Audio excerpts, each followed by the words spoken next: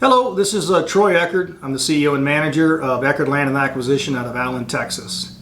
I'd like to take a couple of minutes and tell you a little story. I want to tell you a story about the evolution of understanding real estate investments and how minerals play an important part. I used to live down in the city of San Antonio, and in that area there was a lot of activity taking place with regard to oil and gas exploration and other types of minerals. In my due diligence, and of course I'm in the energy business, I naturally had a tendency to be very aware of mineral rights because that's what I do for a living. I secured and bought a 100-acre tract of land on the southwest side of San Antonio. And I bought that property for two reasons. One, I recognized that where the property was located as a traditional piece of real estate was an excellent property for the potential of future development. I also recognized it had a possibility for having other real estate uses that were far beyond the current use of that property at the time I purchased it, which was a 100-acre cornfield. In addition, the current owner, the owner I acquired the property from, was completely unaware that water rights were a very significant mineral asset in that particular part of the country. And that due to regulation changes, kind of like what's happened in the oil and gas industry the last 15 years, water rights have become a very tradable commodity. The seller did not know that. The seller was unaware of the mineral rights being an equally valuable part of the real estate transaction as the surface rights. So I made an offer for $1 million to buy that 100 acres of cornfield, $10,000 an acre. I then, about a week after I acquired the $1 million property, I was able to sell the water rights underneath that property for $550,000 within less than 7 days.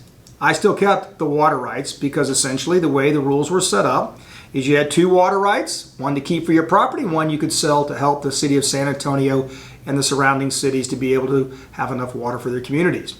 I knew those rules. I understood the regulations and what was involved. As a result, I was able to make a very fast return on my money, but it gets better.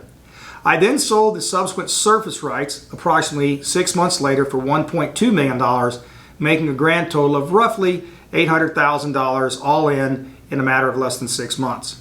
Now the reason I'm giving you this example is that I hear from investors day in and day out, oh, I don't have any interest in mineral rights, I want to stick with traditional real estate. Well, there is a good truth to that. There's a lot of value in real estate. But what you have to understand is that the world has evolved in the last 15 to 20 years. We now have 30 states across this country that have massive oil and gas basins sitting underneath many cities. I'm talking hundreds and hundreds of cities and farms and ranches. And most real estate investors and real estate owners have no clue they're sitting on what probably is more value below the ground than on top of the surface. Here in the city of Dallas-Fort Worth, one of the first original shale basins was discovered, the Barnett Shale. Every single home, every single building underneath Dallas-Fort Worth is sitting on one of the largest gas reserves in the world, called the Barnett Shale.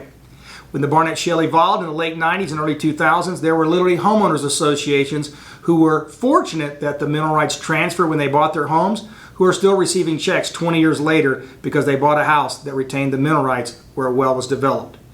What I can tell you is this. Here's the similarities between minerals and traditional real estate. They're both the same. They're tangible real property. They're described, they're deeded, they're titled, they're transferred. The only difference is that they're separate. You can either have surface rights inclusive of your mineral rights, or you can sever those rights. You can keep the surface and sell off the bottom or the mineral rights that come with it. The key is they're both individual rights and they both add value to your property. Many of you who have traditional real estate, you're faced with the following. I have to worry about tenant occupancy. I have to worry about expenses. I have to worry about property taxes.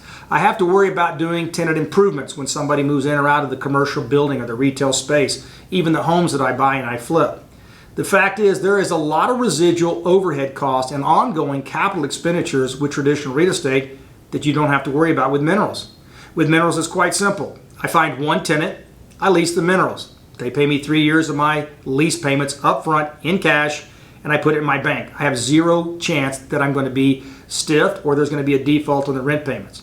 I then have the luxury of sitting back and earning anywhere from traditionally 12.5% up to 30% of all future revenue forever that comes from the ground with the oil and gas that's produced without having to pay a dime or taking any liability or any responsibility. So with traditional real estate, I'm always worried about occupancy. I'm worried about tenant improvements. I'm worried about ongoing cost and property management and landscape bills and liability, somebody tripping on the sidewalk. With minerals, once I lease that property, I sit back, I wait for the oil company to go spend millions upon millions of dollars to develop the oil and gas wells underneath my land. I then wait for a check to show up in about 90 to maybe 180 days after the well has been drilled, and it comes out first. The oil company receives the proceeds from the sale of the oil and gas that's been extracted. They then look at their ownership deck and they say, well, right off the top, I've got to pay the mineral owners who we lease this land from. They don't pay any expenses, they pay no taxes, they pay zero other than production taxes to the state. The fact is they get a net check. We're going to take that off the top and send it out. Now we have about 75 to 80% left of the revenue to pay all the bills and recover our invested dollars for the drilling and production that we've taken on. So the main similarities between real estate and minerals is the following. They're both tangible assets. They're both real. They're both measurable. They're both held in perpetuity. They both are documented in a courthouse with deed and record and legal descriptions and legal documentation. They both can be transferred together or separate and apart. They both can be given away in estates and held in your family trust in perpetuity. That's a lot of similarities. So investors who are afraid of minerals simply don't understand. It is in fact real estate. The big difference between minerals and traditional real estate, like a quadplex, a duplex, a commercial building, or retail, is that I don't have to worry about any future capital cost.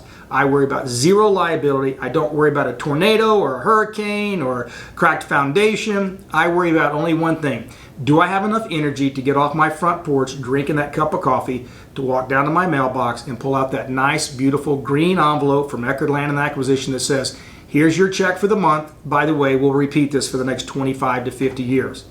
This is Troy Eckard with Eckard Land and Acquisition.